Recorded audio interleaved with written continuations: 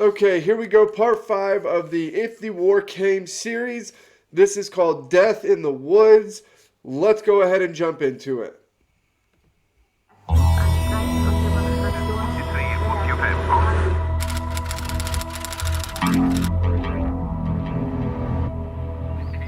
Det här är en omöjlig historia att berätta. För vad skulle egentligen hänt om kriget kom?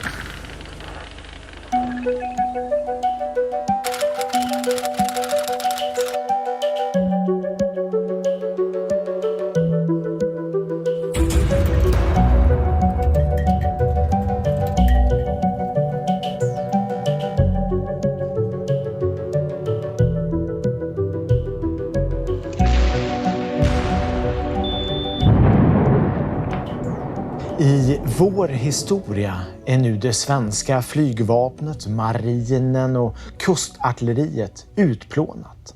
Fienden har gjort stora luftlandsättningar och landstigit längs kusten mot Östersjön.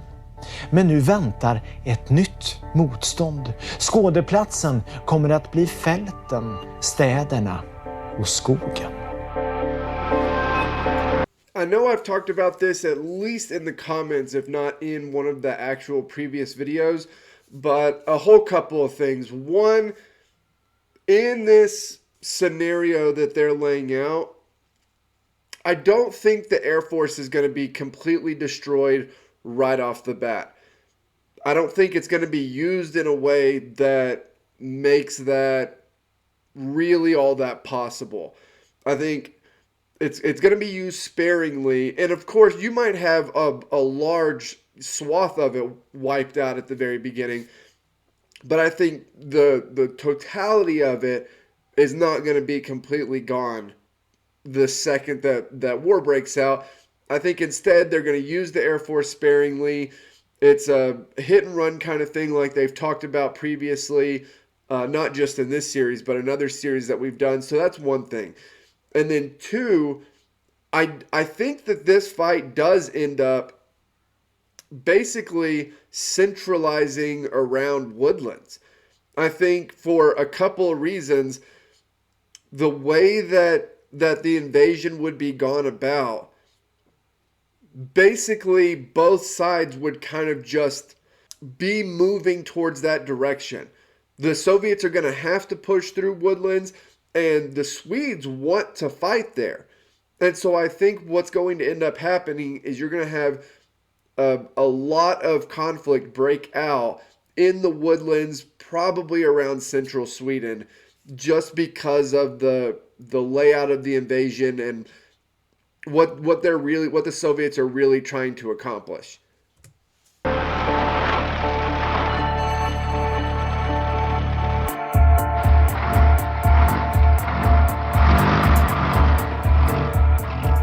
De som nu ska ut i skärselden är helt vanliga killar, pojkar och män.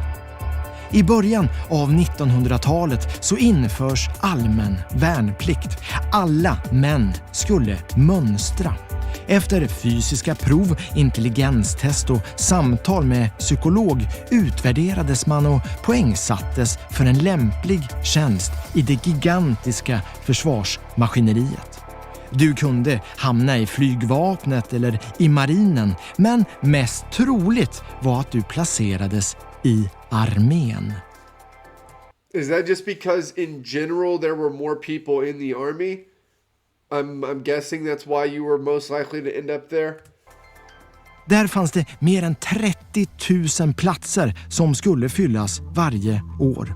Allt från kockar och vädertjänstsoldater till vakter och fjälljägare. Alla lika viktiga för att den stora försvarsapparaten skulle fungera. Försvarsmakten var under kalla kriget djupt förankrad i samhället. Alla kände någon som jobbade inom det militära och 50% av alla svenskar hade fått militär utbildning. Det vill säga att nästan alla män hade kommit i kontakt med vapen på något sätt. Yeah, and somebody had sent me a link that had, I guess it was like a message from the government as far as what to do in a scenario like this. I'll put a couple of clips in here of like what it said so that y'all know exactly what I'm talking about. But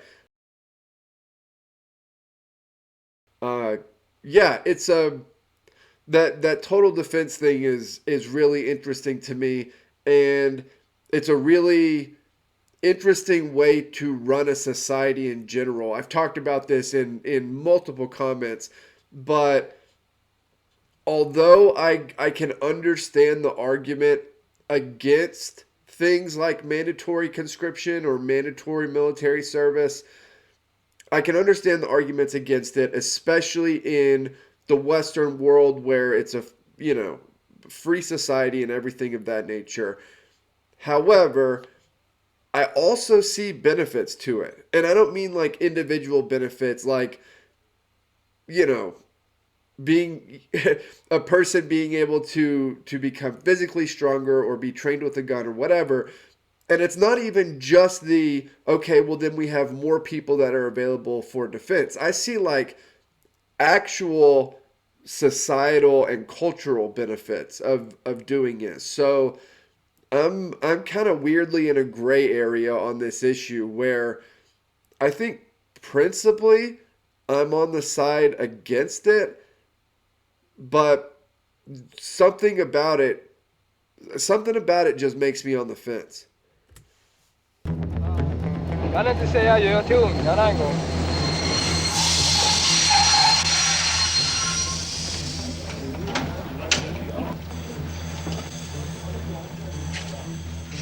På pappret och i planeringen så kunde man nästan få till 800 000 soldater i händelse av mobilisering och i krigsläge. En logistisk mardröm skulle man kunna säga, men man hade tänkt till kring det också såklart. Ja, den passar.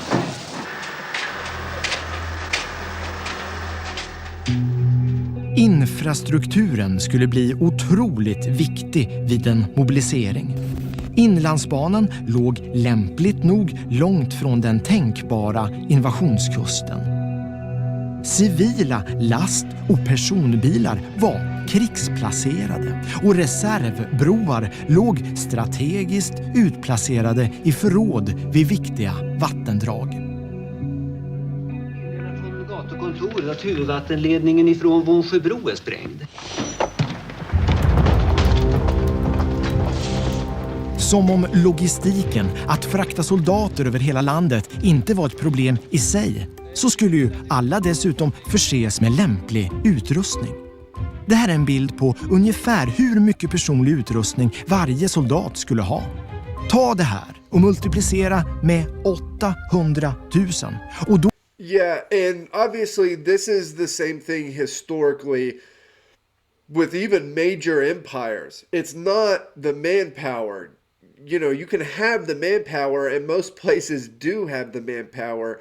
It's much more logistical, and that really separates. I mean, if we look back historically at the empires that are really well known, that are the quote unquote great empires of history, that's really something that drastically sets them apart, is the ability to essentially have somebody running logistics almost like a modern day CEO.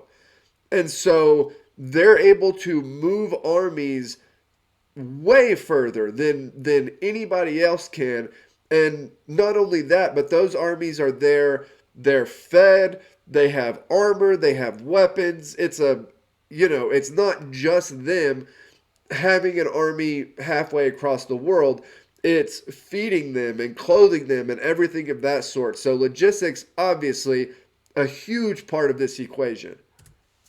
Då har vi inte ens räknat med all kringutrustning som krävs. Fordon, elverk, kanoner, verktyg, skidor, spadar, yxor, nålotråd, tält, sjukvårdsmateriel, vattenfilter, svetsaggregat, motorcyklar, kartor, medicin, bränsle, lampor, skrivbord, radioapparater.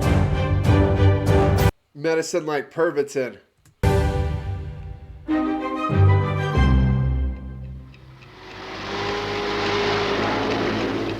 Materielen förvarades bland annat ute i skogen i så kallade mobiliseringsförråd. Och det fanns tusentals av de här i olika storlekar.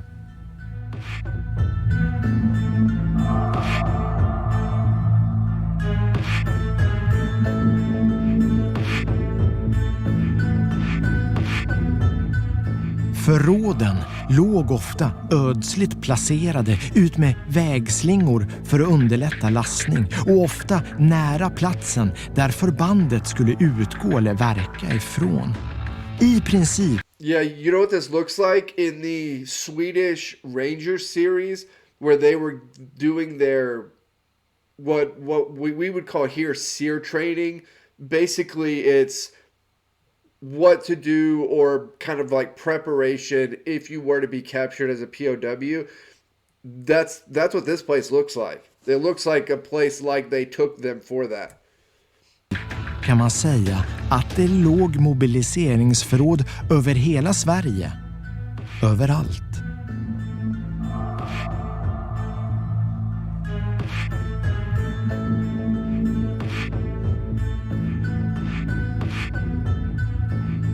Och där i de övervakade och omskötta förråden fanns allt redo i Törnrosa sömn väntandes på kriget.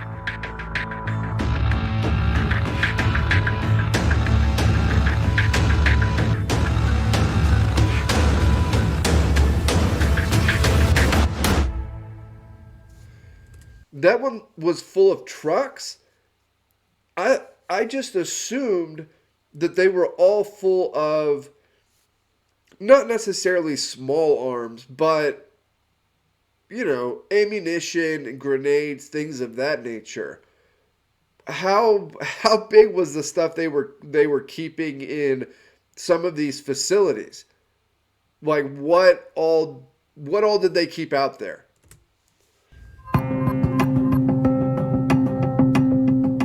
För att maskera och hemlighålla många av förråden så hyrde man helt vanliga lador och förråd av bönderna ute på landet. De kunde tjäna en ganska bra och säker peng på att låta spiltor och stallplatser istället fyllas av kronans uniformer och konservburkar.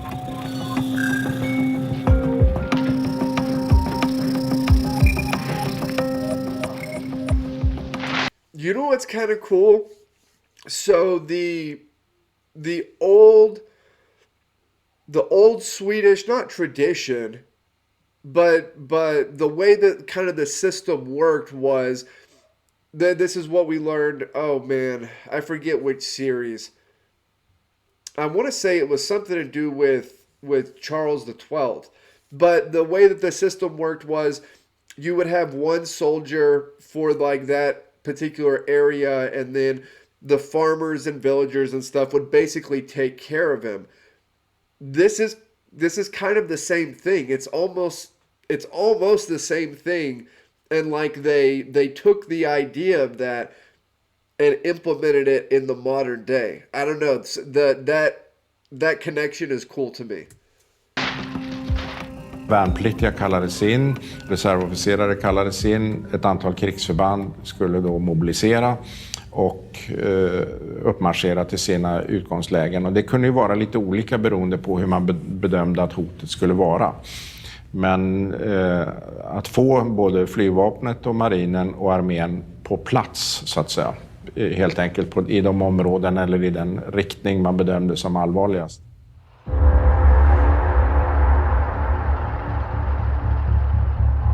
I vår fiktiva historia har nu Warszawapaktens trupper tagit sig in i landet. Stora förband börjar röra sig mot sedan länge redan uppgjorda platser. Hela den svenska armén är ännu inte på fötter Och de som mobiliserats snabbast slås nu sönder av ett övermäktigt motstånd.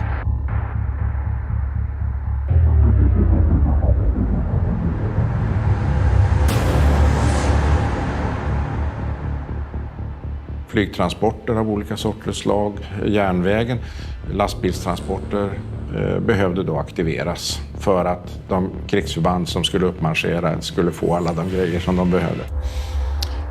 En hel del av det var förrådställt och skulle transporteras på olika sätt. En del körde Försvarsmakten själv och en del behövde civilt totalförsvar hjälpa till med. I väldigt hotade riktningar kan jag föreställa mig att man höjde beredskapen på länsstyrelser och på kommuner för att förbereda civilbefolkningen på att det kunde hända någonting allvarligt. Vissa av förbanden hade en så kort mobiliseringstid som bara 24 timmar. Andra hade längre och några till och med kortare. Men skulle det här verkligen fungera? Kanske, kanske inte. Sanningen, den ligger nog någonstans mitt emellan. That's the case with all preparation or battle plans or anything like that. Will it work or will it not? It's probably somewhere in the middle. There are going to be things that work and things that don't. And you've kind of got to adapt as you go. Which honestly, that's what I like most about the way this is kind of set up is basically there's a plan B for the plan B. Like there's something to do if everything breaks down and goes to hell. It's not a thing where, leadership has been taken out or, you've lost the ammunition you have for your group or something like that. And so now you can't fight. Nobody knows what to do, something like that. There's plans, there's preparation, there's these storage facilities.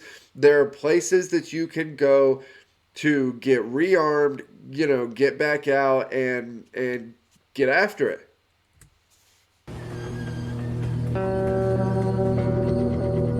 Järnvägen skulle med största sannolikhet saboterats tidigt. Nyckelpersoner inom mobiliseringsverksamheten skulle antagligen likviderats precis som stridspiloterna.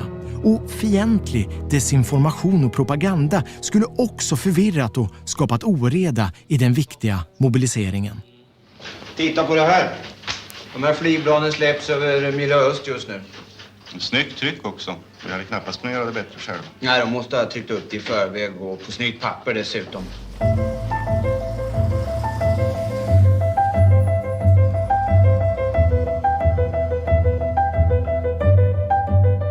Kanske skulle alternativet med krigsplacerade civila lastbilar och bussar göra så att många inryckande ändå kunde transporteras till rätt ställe. Och runt om i landet samlas nu om än något decimerade grupper av soldater. De känner varandra. De har tränat tillsammans återkommande under åren i så kallade repetitionsövningar. Och nu... Yeah, that's what I'm saying. There's a plan B. It doesn't really matter what's happened up to this point. Like the group is together, whoever is here, we've got our weapons, we know where the enemy is, and we know what's up. Like, it's not like, it's almost like every precaution has been made so that it cannot fall apart at any point. Even if the state is mostly taken or gone, there are still like mechanisms in place to keep this fight going. That's a really interesting thing to me. Startas stridsvagnar, militära last- och terrängbilar upp. Artillerikanoner dras ur förråden och laddas. Det som nyss var vardag har nu blivit något helt annat. Och så rullar allt ut i landet. Det som under 1900-talet gött en stor del av den inhemska industrin. Volvo, Bofors, Ericsson, Saab och Husqvarna. Nu står allt på spel.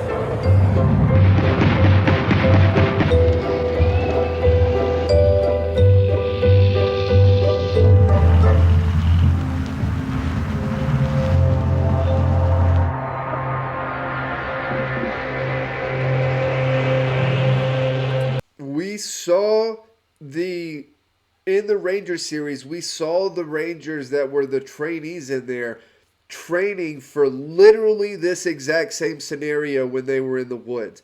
I mean, literally this exact same scenario.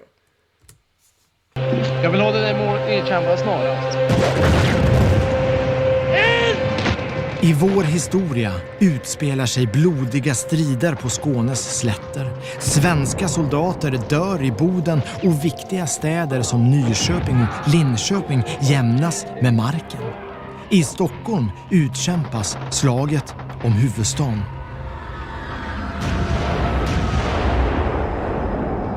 Och precis som i alla krig är det civilbefolkningen som drabbas hårdast. Och det var man väl medveten om i kalla krigets Sverige. Därför var faktiskt hela samhället redo för katastrofen. Det totala kriget är nu här.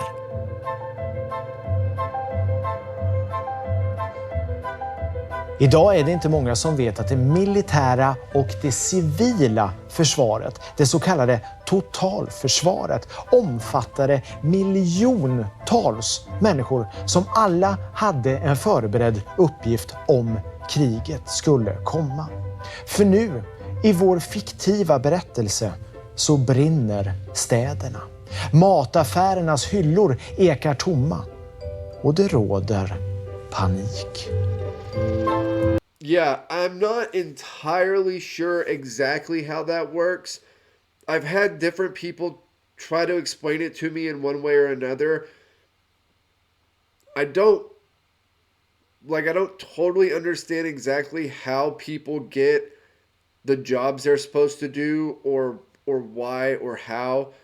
And you would it's millions of people, right? And so how does everybody know what to do? And who exactly is giving those orders? I don't know. Like I said, people have tried to explain it to me. It's such a foreign concept to me that it's hard to comprehend.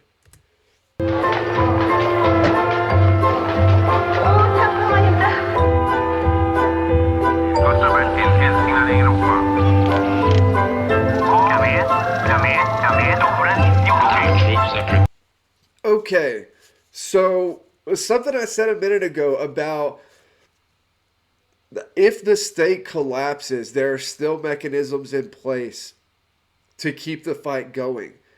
After I said it and then clicked for the video to start again, I couldn't get that out of my head. That's sort of bizarre.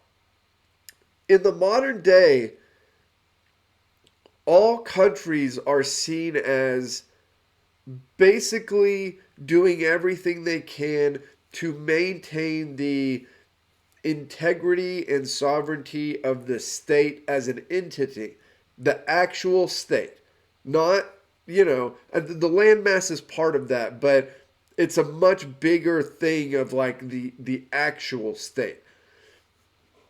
That fighting and having mechanisms in place once the state has fallen is almost like a totally different thing. It's almost like a fighting for a cultural identity or something different. Something not the state, not the way you would think, that most countries or states would go about it in the modern day. I mean, because if the state collapses, then there really is nothing left there. That's what you would think for the modern day. But not only would people be willing to fight, which though people might be willing to fight all over the world for whatever their country is, for their home soil. But the fact that the state and the military put stuff in so that the fight could continue even if it was gone, that's just freaking bizarre to me. I don't know. That whole concept, has basically warped my mind. I'll have to think about it some more. Yeah, another great episode of this. Thanks for watching with me. If you have any answers or explanations or context, let me know. I'll have another video out for you guys tomorrow, and I will see you all then.